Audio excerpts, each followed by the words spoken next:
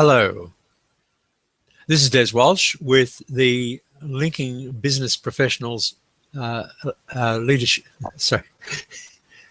the Linking Business Professionals webinar for August 2015. This is one of a series for the Linking Business Professionals. Linking Business Professionals is a group on LinkedIn, and it's dedicated to support for people supporting one another in dealing with LinkedIn, social media, and in a business context particularly, and covers a wide range of topics. And that has led us to a session today on leadership in the 21st century. And we have as our presenter and guest host a esteemed member of that Linking Business Professionals group, Yvonne F. Brown.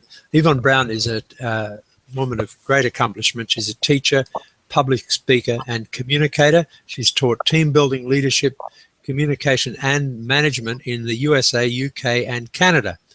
Yvonne's a professor at 3 universities, and she teaches a range of communication topics, including interpersonal, organizational and intercultural communications, project management, conflict management, and career goals.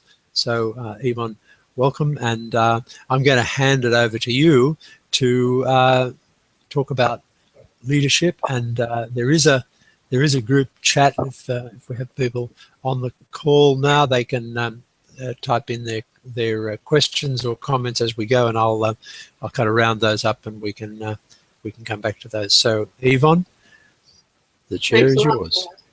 Thank you. I'm so glad you invited me to join you on this program, Leadership in the 21st Century. I love leadership, because although it's pretty steadfast in that leaders always have followers, times change, and these things often change along with it. So I'm beginning here with a quotation from Lao Tzu. He says that a leader is best when people barely know he exists. When his work is done, when his aim is fulfilled, the people will say, we did it ourselves. That's how you know the person's a real leader. And I did have an agenda for today. These are the things that we're going to go through in this next hour or so. Starting with from 40 hours to every hour, we're going to talk about how now we're always working. We're never not working. And the public indictment of some leaders who expect us to always be working, and describe what that's like. I'll talk a little bit about self-awareness and emotional intelligence, and how self-awareness is something a leader needs to have in order to truly connect with the people he wants to be his followers. And I'll mention some of the root causes of bad leadership. I'm sure our listeners will recognize a lot of the things that I will mention under bad leadership, because we've all experienced that. And of course, bad leadership leads to a demotivated workforce. When you have a demotivated workforce, things don't get done. And the leader gets mad, and the leader sometimes doesn't realize that it's a cycle where they have created the very environment that's demotivated their workforce. So then we'll end with turnaround options. If you're in that kind of environment, what can you do to turn it around? Or if you're that kind of a leader, what can you do to turn it around? Or if you know those kinds of employees or leaders, things you can share with them that they can use to turn it around. So those are the things we're going to cover. I'm starting with from 40 hours to every hour. And I have a young lady here on the slide. She's sleeping on her keyboard. She's got some coffee and soda, and she's surrounded by paperwork. And I chose that specifically because that's pretty much the environment that people work in today. You're expected to be there at all times. When I have them in my seminars, I often can tell when I have one of these kinds of people there, because when they get their morning break, they won't take it. When they get their hour for lunch, they won't go to lunch. They'll bring their lunch and eat it in the seminar room, and I'll say, is that what you do at work? And they said, pretty much. I never stop working. And so that's part of the, from 40 hours a week, which is what people used to expect, to now it's every single hour, because you have those devices and they can reach you wherever you are. So leaders have followers, and I'm asking, do you have yours? Because John Maxwell, one of my favorite leadership gurus in the world today, said that if you're leading and you look behind you and nobody's following, you're just going for a walk, which pretty much says it all. Because leaders have followers. Leaders is not a word where you say, I'm a leader, and that means it's true. And people decide who they want to follow. They don't want to follow the guy that makes them work 24/7, 365. Some leaders in today's environment actually even expect people to sleep at their desk, to eat and sleep there. And I remember there was a TV show called Silicon Valley. And in this Silicon Valley show, we actually saw that happen, where the young people, they were actually trying to get some venture capital funds to get their projects funded. And in a couple of instances, while they were waiting, a young lady was so tired, she literally, and I mean this, crawled underneath the desk and took a nap underneath the desk of the person she was there to meet, and had her colleagues wake her up when the person was on their way in the building. And I thought, you know, that's just going too far, because now they expect us to be always available. Because between the iPhone and the iPad and your computer, they leaders and companies contact people all hours of the day and night. And depending on the kind of leader you are, I know people who have some leaders who, if they send something to you at midnight, they actually expect you to respond to that email. So you're never not working. You know, if it's the holiday, if it's your child's birthday, they contact you anyhow, because they know you have that BlackBerry, you have that iPhone, and they can push contact with you all the time.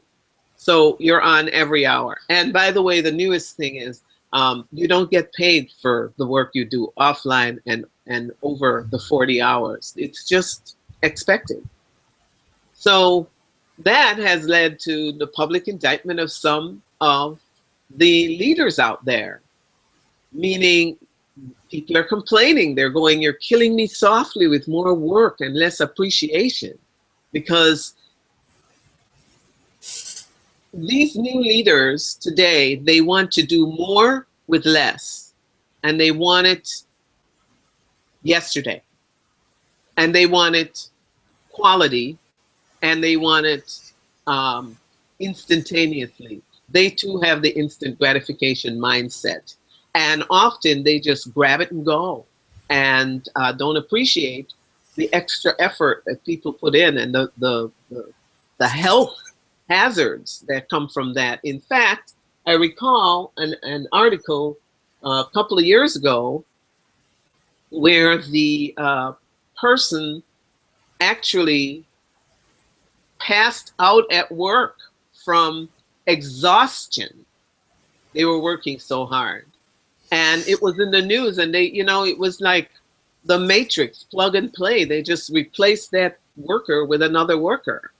And it's very demoralizing. People get to the point where they go, oh no, I have to go to work, instead of, oh boy, I'm getting to go to work and do something I love. Because even, you see, if you love it, and even if you love the company, and even if you love the boss, physically it's draining, and your health will take a terrible hit. I once had a young man in my class, we were talking about this, and he said at his job, they have a special award that they encourage people to go for, and he didn't want it. So I asked him, well, why not? And he said they had a woman working in the company that worked and worked and worked and worked. She was running this project. She was a project manager, program manager, and she had a pain in her stomach that wouldn't go away. And she worked through the pain and didn't care, you know, because she had to get this thing done. She had to get it done. And you know what she did? She got it done. And then she went to the doctor and found out that it was something pretty awful. And within a week, she was dead. And they actually created an award to give people, to encourage them to work that hard, working yourself to death. And so that's part of the mindset of some of today's leaders. They don't want to hear any excuses. Just get it done. All I want is what I want, and I want it yesterday. And they don't stop to say thank you. Now I moved from that to self-awareness, because I believe that part of the reason why some of those leaders behave in that way is that they lack self-awareness. With self-awareness, you realize not just how you feel and what your needs are and what the company's needs are and what your vision is and what the expectation is, but you also understand how you are coming across to other people. And then I realized just last week, when I had an attendee in my class, I was teaching a class on relationships. Healthy relationships was the name of the seminar. And there was a man in the class, and he argued with me that it's difficult for a person to know themselves. He said, you can't know yourself. And I shared with him, if you're the only person who actually knows yourself, because self-awareness says, I know how I feel inside my heart and mind and head. And it took me a while, but I finally got it across to him. I think some of the leaders today have self-awareness only from their own personal needs and wants, and they don't realize how they're coming across to their people. Some might even consider it being a tough boss. And we have bosses like the Jeff Bezos and people like that who actually find that as a really great way to be and don't realize that it may be great for them.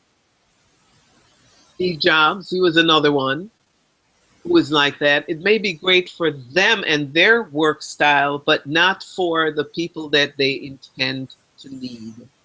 And leaders cannot actually accomplish anything without the help of the people that they are leading, the employees, the people who are actually doing the work. When they have no self-awareness, they cause low self-esteem. The employee feels like they're not important. You know, there's a book out from a man named Sutton on Harvard Business Review, and it's called The No Asshole Rule. You know, it's a really great book and a really great title.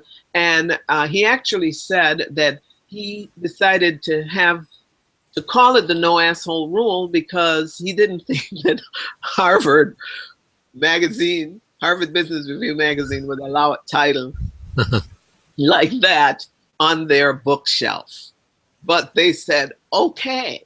And he talks about why he created this book, The No Asshole Rules. And he tells the story of how at this one company, which will remain nameless, there was a person who, a team could be really working like a true high performance team, doing an excellent job. And if this guy joined the team, it would destroy it. And so they're having a meeting for a new project, and the man's name came up. And he was a leader, this guy, and so someone else in the room said, "Oh no, not him. He's an asshole."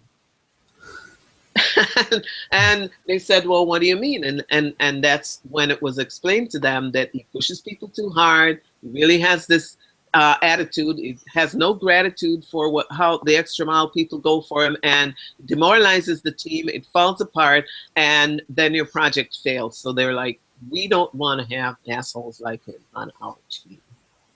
And so he named the book the No Asshole Rule. And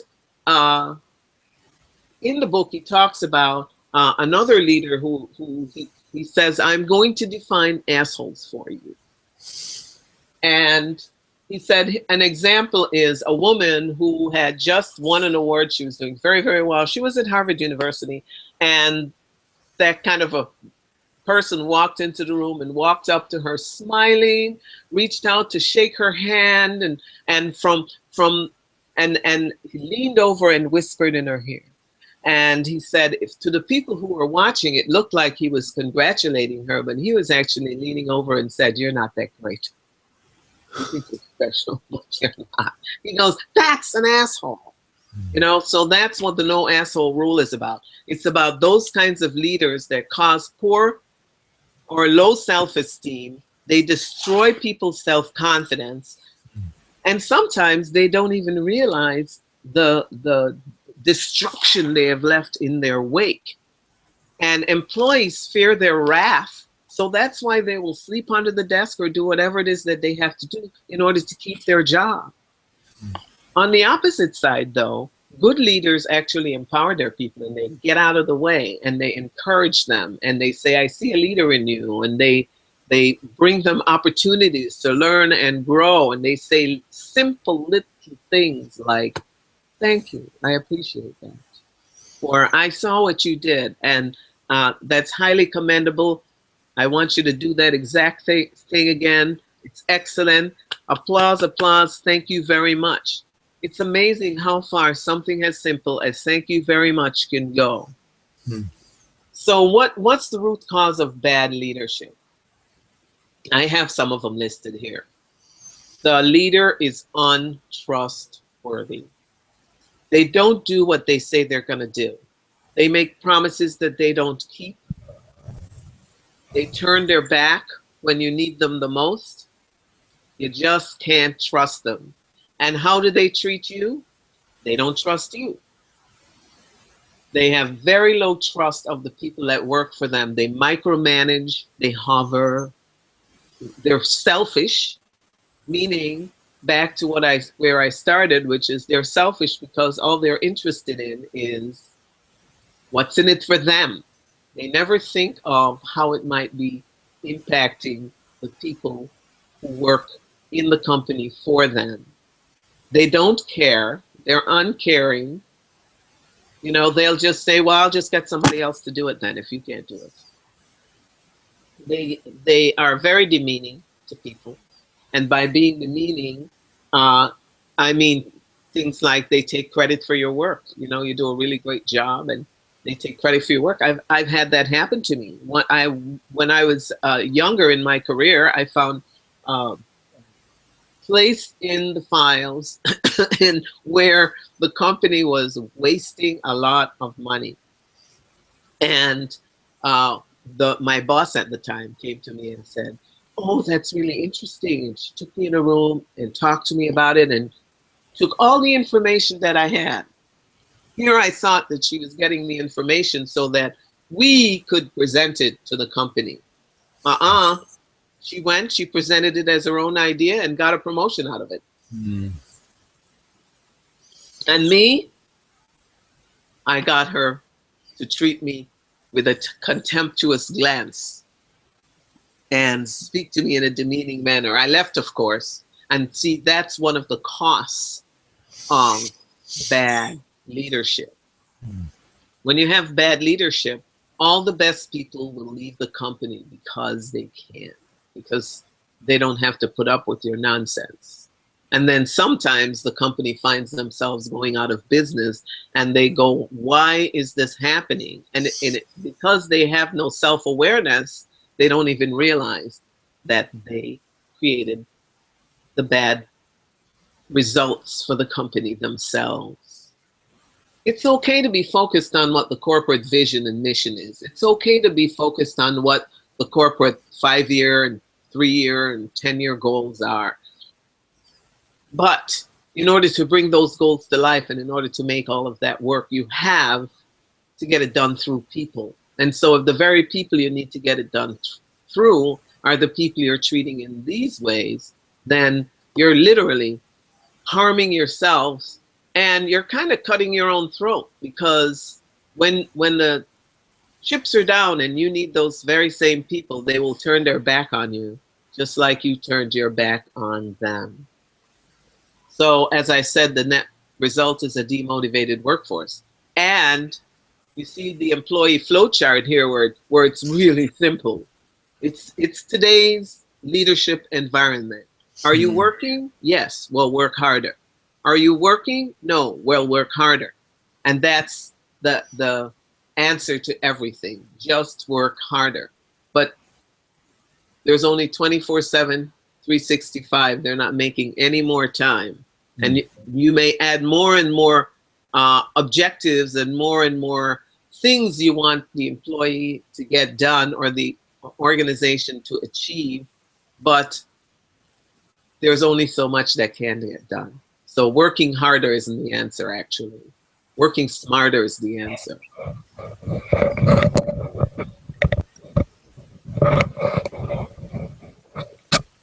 So here's the thing. According to Forbes magazine, it's not results that cause the greatest harm, but callousness about people's time that cause the greatest harm.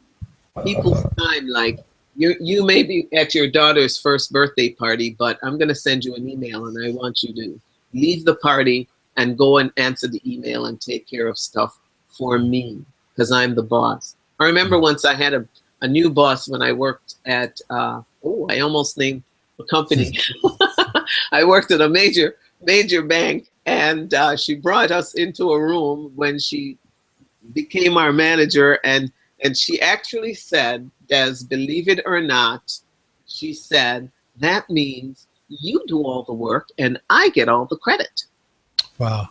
We all looked at each other and immediately started looking for other jobs. We didn't leave the company, but we looked for other places within the company to work, because we were like, we are not working for you.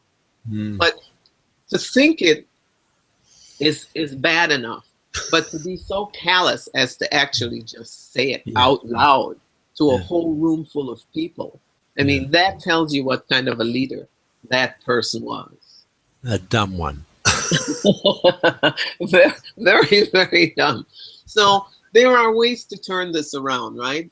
I've been talking about some bad stuff, and I know there's people going, yeah, so tell me more, Yvonne. I know all about the bad stuff. What I want to know is, what are you going to do about it? How do I fix it? Well, you begin by building trust. You build trust with the people. And the way that you build trust is that you keep your word. You do what you say you're going to do. You help your people learn and grow. You not only say, I'm a leader, but you do what leaders do, which is leaders grow more leaders. You look behind you, you find some people that are ready for the next level, and you pull them up and you mentor them and you coach them and you give them opportunity, and you make sure that they get to do more than they ever dreamed possible. All the best leaders do that. All of them. And when they do that, they get people who are so committed to the company that they will do whatever it takes to get the job done and to do an excellent job. And they do it because they like you. And they like you because you trust them. And because you like them too. It's reciprocal, right? They're not going to like you just because you're the leader, quote unquote.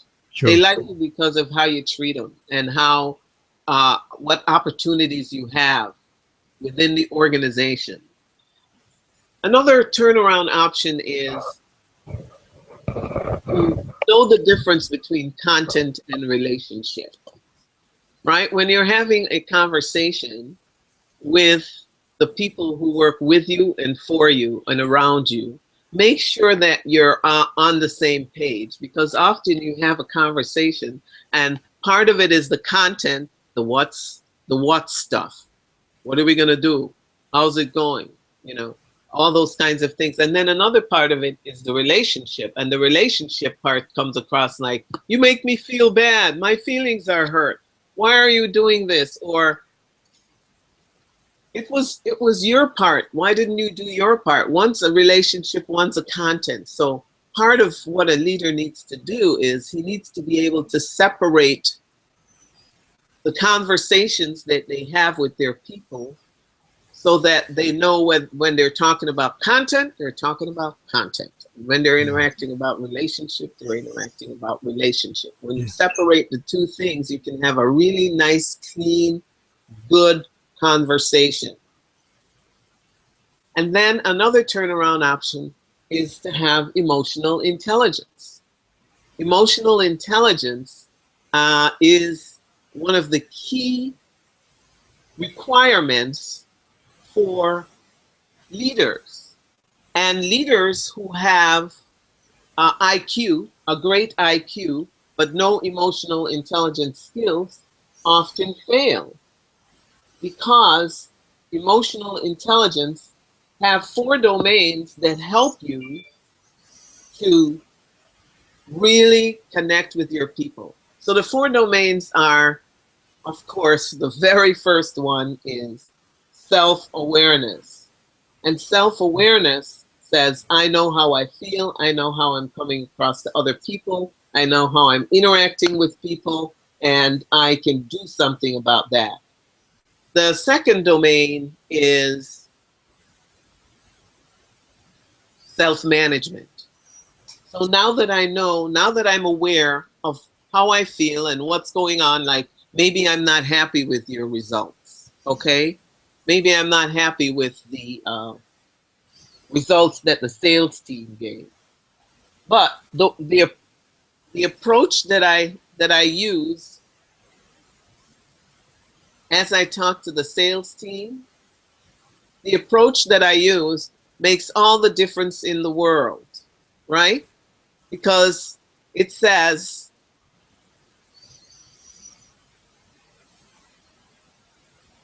I know how I'm coming across to you, and I'm going to make sure that I come across to you properly.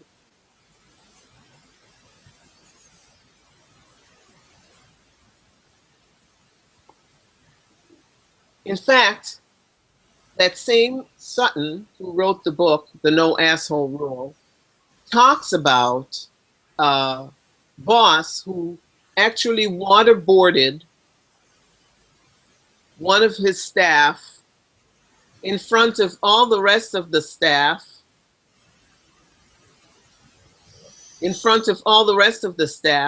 because he was showing them how hard he wanted them to struggle to make the sale.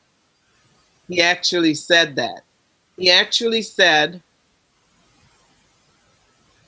see how this guy is struggling? That's how much I want you to struggle to make the sale. Pretty awful, I would think.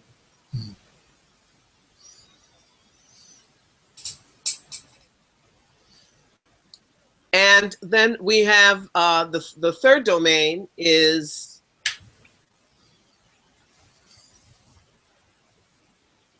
social awareness, which is how are you coming across to the people around you?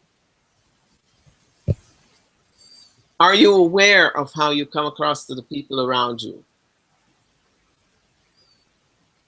Because that, too, makes all the difference in the world. If you are aware of how you're coming across to the people around you, then you can make adjustments and fix things when necessary. And then the fourth domain is relationship management, managing the relationship that you have with the people around you. Also very important.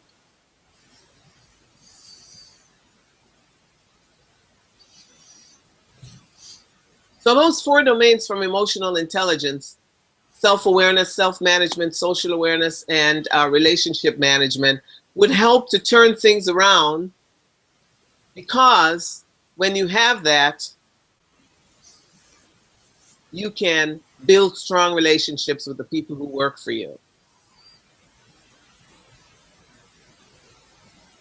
The next turnaround option is having empathy. Understanding when the person's with their 1-year-old at their first birthday party, how important it is for them to be able to have that experience. You know, they're going to thank you for it in the long run, because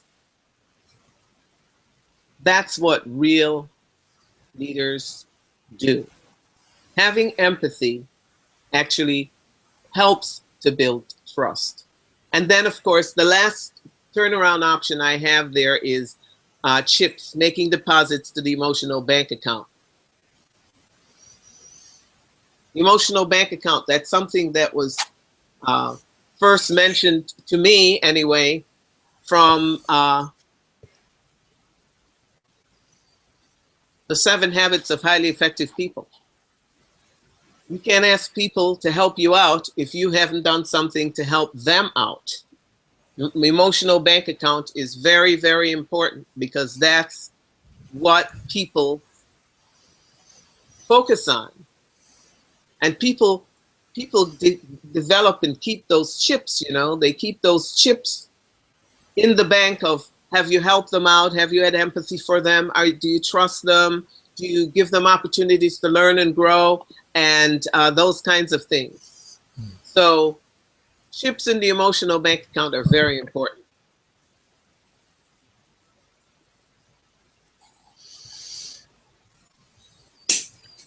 So Des, Yeah. I'm having a little bit of trouble here. Yeah. Yeah, I don't know. I'm having a little bit of trouble here. What's the problem? Can you hear? You've been able to hear me? I can hear you loud and clear. And can you see the slides fine? Yes. Yeah. Okay, that's wonderful. No problem. I'm going to pause here for a minute while I Yeah. try and catch up with my PowerPoint with my document. And so I'm going to have you take the screen back for a moment and see if you have any questions there from our viewers. No, I don't see any questions. It's really interesting, the whole thing about leadership and all those things. You know, as you're talking there, thinking about the bad leaders that I've known, and frankly thinking about some of the mistakes I've made as a leader. I think that a really good point you made was that good leaders bring others with them and develop leadership within the people that work with them. And that's something I think there could be more emphasis on, because that also relates back to self-awareness and emotional intelligence, and whether people have the confidence that by encouraging others, they won't be diminished. They'll actually be enhancing their own presence, their own reputation, because they'll be seen as being sharing and as having a kind of a more of an interest in the development of the whole team rather than just in their own dominance. Yes. Are you still seeing my screen? Well, I went back to me. Good. Stay there while I try and. Okay. Okay. So you've covered quite a bit of territory there. I'm thinking too that one of the paradoxes that I've had is that a couple of people that I've reported to have not been very empathetic, but I learned a lot from them. But I suppose that's the other side of the coin. You know, you sometimes learn through the hardship, through being pushed. But the problem is sometimes people who work like that, who push people and who are they can actually push the people who shouldn't push too hard with some people, and then people just go into their shell, or worse, they sleep under the desk, as you say, or they work themselves into illness, which can be literally fatal. So Yeah. it has to be a balance. It's one thing to be a leader who sets high standards and who expects high standards, but you have to also have that sort of broader human dimension, is to know that some people will make a contribution which mightn't be the one that you would make, but that in their own way they are making a contribution. And they might be the quiet ones that don't seem to be doing huge things, but they're working away and keeping different people contribute different things to a team, don't they? Yes, they do. They actually do. And the truth is that you need all of them in order for you to accomplish your goals. Yeah. So I am going to go back to screen sharing. We have a okay. I was just going to tell you, we have an Australian who's moved to the USA, to California, and he's in the kind of whatever it is trial stages with the San Francisco 49ers, and he's a natural brilliant athlete, and he's already done some amazing things. I've seen it on video. But someone was saying, you know, is there anything you can't do? And he said, I'm never going to be a quarterback. So, you know, he had an awareness of his talent, but also knowing where he would fit in the team, which I thought was interesting. That's very, very true. The best leaders are the ones that know what, you know, where their Achilles heel is. The ones that know that they can't do everything. And so good on him for having that self-awareness. The best leaders are the ones that realize that they have to surround themselves with the best people to do the things that need to get done, because the leader's job is done once he creates what's my vision for the future, right? Now that I've set the vision, I have to surround myself with people who can make that vision come to life, who can make it really work. Yeah. So that self-awareness is important. And sometimes people and knowing the different skills and talents of people in your team, right, and bringing people along and recognizing when somebody's ready for the next thing, so that you provide them with an opportunity to learn and grow. Because now you actually have made a deposit in their emotional bank account, and they will help you to achieve that objective. Some of them will bring you wonderful ideas rather than leave the company and take it with them, you know. Which is very, very important. The emotional bank account is one of those things that it's like accounting, you know. People are always keeping track, whether you help them or not, you know. They have little checks and balances going on all the time. So you have to be aware of that, because so are you okay with your slides now? Yes. If you can you see it? Good. That's right. Thank you for that. That's really good. If you not yet, no. No, okay. You're not seeing it? Hold on.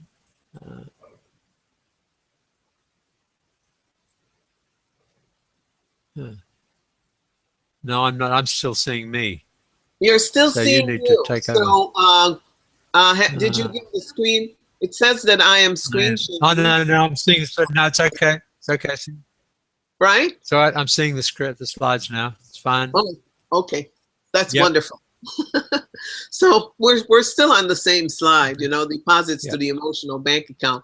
And especially I have these youngsters on the side because they're tough as nails. They're fascinating concept. They are tough as nails. I often joke around. The people who are baby boomers will go outside and talk to each other about how you're treating them and how you're behaving and what kind of leader you are and so on. But these millennials and these young people, actually the millennials are old now, because the millennials are now in their 30s. I have what I call digital babies. They're younger. Yeah. And they'll just turn on their heels and walk out at me. You know, and Yes. they'll say, Yeah. I don't feel bad Yeah. turning on my heels and walking out on you because, you know, you don't feel bad treating me like that. Mm.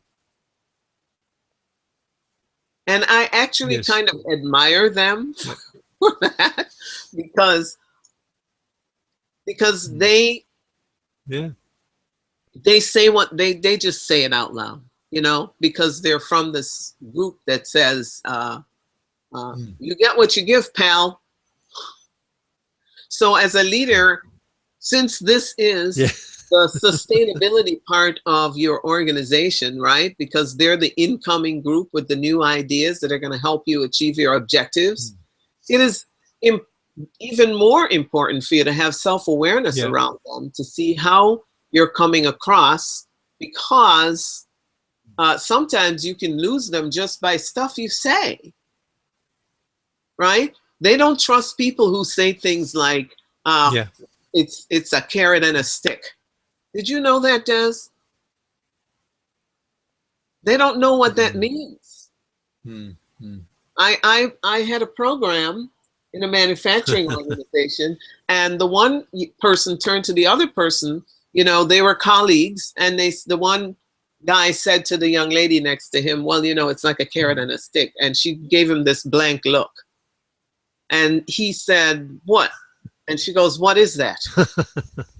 And he had to. I just stepped out of the picture and watched him try to explain to her what a carrot and a stick meant. And I investigated and found out that the younger Yeah. generation, which is who leaders are relying on today, right? Because they want youth, they want vitality, they want energy, they want all that kind of stuff. If you use things like people Yeah. in glass houses, they don't know the rest of it. They'll go, people in glass houses, what? No. Because they've No. never heard those kinds of quips. So that's part of the, I am serious. That's part of the No. content versus relationship. Understanding your people and speaking to them in a manner Yeah. that they can understand, and then appreciating them where they are. Because if you don't do that, you will Yes. not connect with them, and they won't know what you're talking about. And if they don't know what you're talking about, and they don't know how they don't Mm. understand how you Mm. feel about them, and you're not self-aware enough to realize that, then the next thing you know, they're gone, because they go like that. They don't come and have a whole long Well, conversation. I mean that no. I mean this is a whole area, isn't it, of discussion of this intergenerational workforce we've got, or multi-generational workforce we're having now. You know, I was talking to somebody the other day who said you've now got 20-year-olds, people in their or in their 20s supervising people in their 60s. Yes, Now, it used to be the other way around. yes, yes, How do absolutely. you deal with all of that? And you know, how do the 60 somethings take being guided by, told what to do by a 25-year-old? You know, because they need some emotional intelligence to cope with that. Absolutely. And that again is It's a part big of issue. self-awareness, right? How are you coming Mm. across to that Mm. 25-year-old manager, that 25-year-old leader? Yeah, I've met directors. Mm. I've met people who are directors of an entire business group, right? Who are 20 something. Mm. And they Yeah. have a vision for what they want to accomplish for that business group. Mm. They are the leader of that Yeah. business. Yeah. So everyone needs to have the self-awareness. Otherwise, communication breaks down. There's no leadership happening. You have a leadership void. Negativity enters the workplace. People are Yeah. demotivated. And since you don't talk about it, or you don't know how to talk to each other, sometimes you're not even aware that that is what is going on. Yeah. You think it's something else entirely. You think it's the generations when it's not. Yeah. It's your lack of self-awareness and how you come across to people when you interact with them on a daily basis. Yeah. Yeah. And it also goes beyond the workplace. It's these things also impact on how, on marketing, on sales, all of that sort of thing. So I think everybody has to do a lot of relearning as they go along, don't you? Yes, yes, they do, because the guy who has I'm going to make this up, right? I'm imagining a scenario where the company is promoted to leader, a 25-year-old, and she is now in charge of this whole business group, and they have a customer that's a 60-something-year-old customer, for example, and she walks in. And she walks in with some of her staff who are maybe in their 50s or something, and that person assumes that the older people are the ones in charge, and interact with those older people as though they are the ones in charge, and now have, without even realizing it, because they lack self-awareness, they have alienated the actual leader of the group, which is the person they actually need to talk to, because they made a wrong assumption. Yeah, absolutely. So a couple of people can, and I must say that you've just reminded me of a time when I went into a meeting with the guy who was the general manager of the organization I was in, and I was one of the directors. So he was above me, and he was a former military officer. And I was a bit enthusiastic about this meeting we're having. We started, and the people said something, and I said something. And when we came out of the meeting, he said, different rules. He said, junior officer speaking first. I was supposed to wait till he'd spoken. Right. Little tiny things like that. But he was okay. He was a good leader, but he was a military leader. I had to understand his cultural background in order for me to be more effective in working with him. So it works both ways. Either the people who are being led have to develop the sensitivity to the different styles of you're never going to get a perfect leader. You have to work with people with their shortcomings. Yes, and many companies today, but as you say, if I'm the leader and I don't understand, sorry. No, you go ahead. If you're the leader and you don't understand,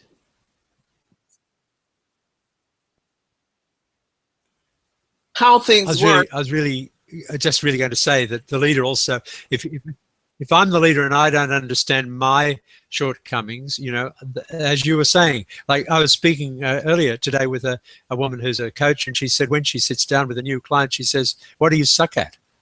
And they say, "What are you talking about?" She said, "Well, tell me." And why do you want to? Well, just tell me. And so they tell them the things they're not good at. She said, "Okay, we'll find someone who can do those things.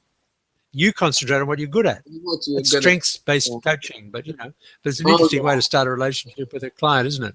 Well, a lot of companies are using the strengths-based methodology these days. I must say, I agree with it 1,000%, because the study has shown that people can increase their strength 1,000 times, 1,000-fold when they focus on that. But if you say, let's work on your weaknesses and try and increase it, you'll get maybe a 10% increase or some very small, insignificant increase that wasn't worth all that time and effort. Better to focus on what you're good at. So she's actually pretty smart to use. And I think also for a long time, we've in management training and so on, we've looked at what people's weaknesses were and tried to fill the gap, so to speak.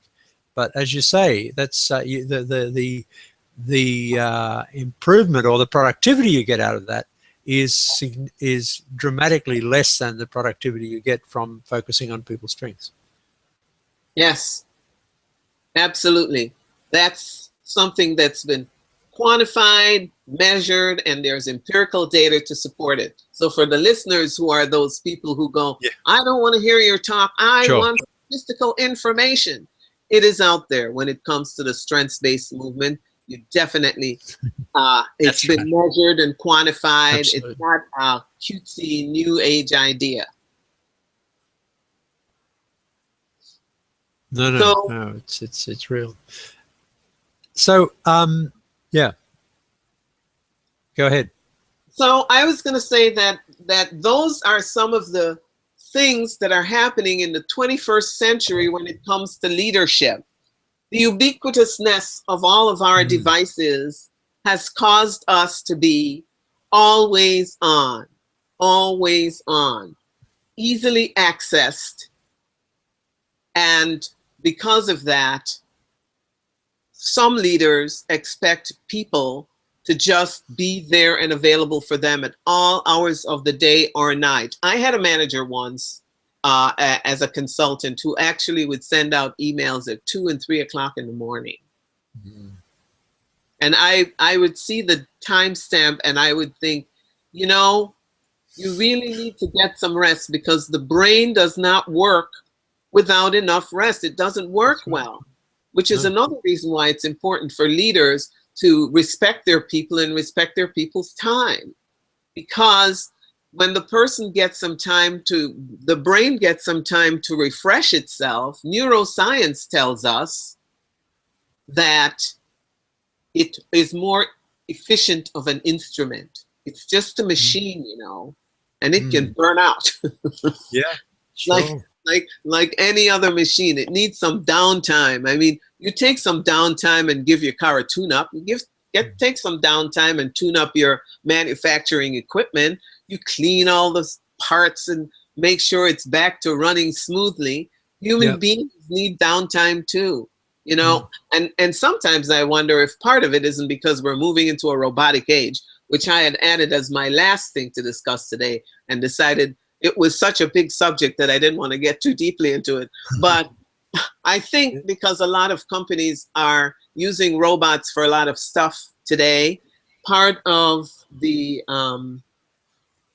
lack of self-awareness of how they're coming across to people is because they're getting more and more used to machines doing stuff for them, you know, and forget that we're people. Yeah. Why can't you keep going 24 hours a day? Right, we're people, and people need some downtime to rejuvenate and refresh, or the brain doesn't work, or they get very sick, and then it actually winds up costing the company more money because their healthcare costs go up. You see what I mean? So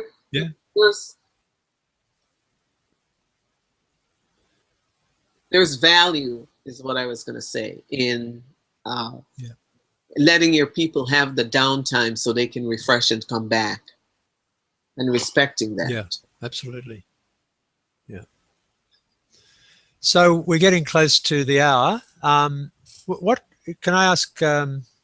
What advice would you give to someone who says, "I know that, you know, I have this vision for what this company can be.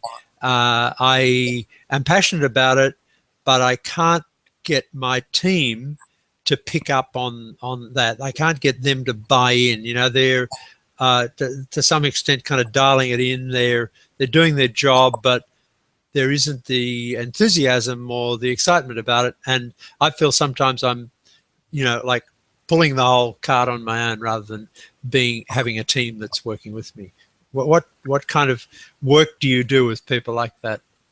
Well, you know, the first thing I would say to that person is, how did this happen? Because it sounds like something that you created. Because people disconnect when they try to give you their ideas and you don't listen. So they just go, "Okay, I won't tell you nothing then. You know everything. Okay. Fine, I'll just do my job and go home." That's how they are. But if you wanted to accomplish what that person claims they wanted to accomplish, you get your vision and into a room. You say, "Here's what I want to accomplish. Here's where I want to go. Here's why I want to go there, and what's in it for all of us. I need your help. I hired you guys because you're the brightest and the best. You're super smart, and I know that you know the best approach to take. So I want you to share your ideas with me, and shut the hell up." Yes. Listen. Yeah. And just listen. and let them tell you. And when they tell you, you just lean in and go, that's really interesting. Tell me more. And then when they tell you more, you say, what approach would you take to execute that? And some of the best organizations that do that have a environment where you can put together prototypes and say, here's what I'm thinking it could look like. Or here's what we're explaining to you. Here you can hold it, touch it, taste it, smell it, see it.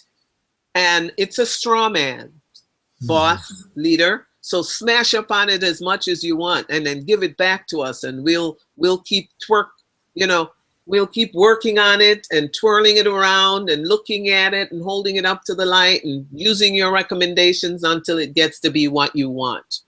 Because then they are part of making it happen. But if you're telling them what to do, because it's your vision, they'll just disconnect and go, I'll do whatever you say. So that's a co-creation model of leadership you're talking about. Oh, absolutely. It's been out there for a long, long time. It's called servant leadership. It's leading from behind. Yes, sure. You know? Servant leadership even has been around so long, they have a conference every year. And it's all about getting out of the way and letting the people do it. They're smarter than you anyway. They're the ones who are actually touching the equipment, getting the job done, interacting with the customers, talking to the clients, connecting with each other, working on the projects. Get out of their way, mister. That's the advice I would give him.